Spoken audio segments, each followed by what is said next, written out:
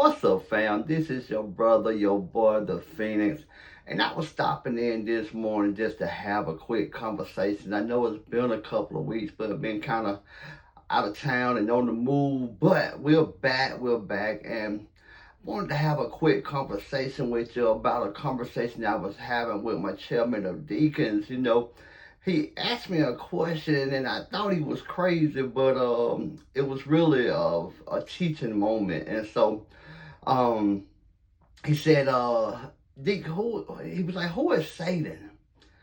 And I said, the devil. And he said, oh, well, who is the devil? I say, Satan. I'm like, man, what you talking about?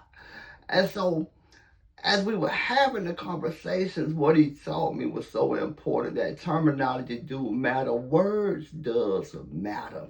And as we walk this spiritual walk and walk through life, we got to understand that our understanding of words is key in our life, because the reality of it is when you look at the name Satan is not the devil. The name Satan is a role, which means opposer. It's one who come against.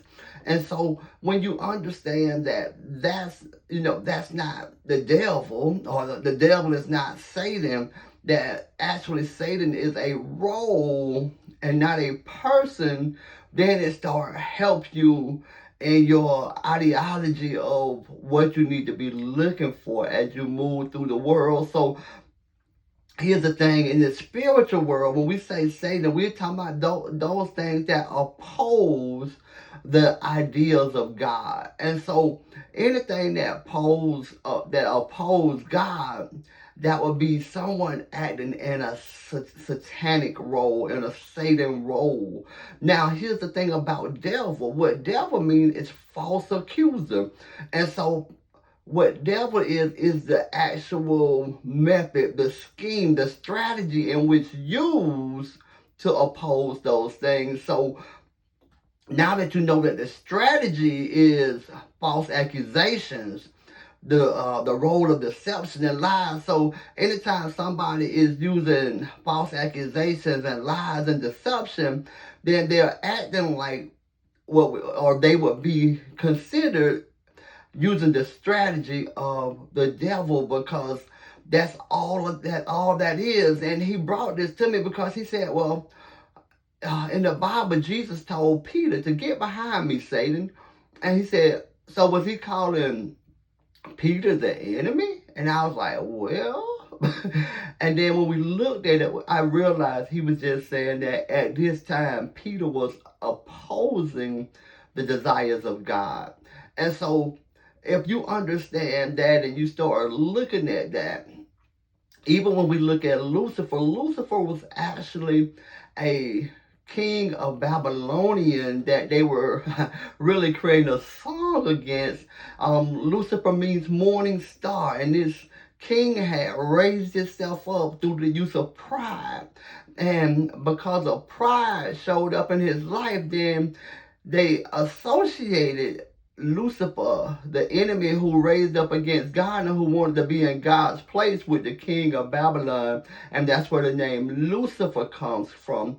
But it's amazing to me because when we look at the word, which is what we're supposed to live our life by, um, the only thing that separates the word from the world is the letter L.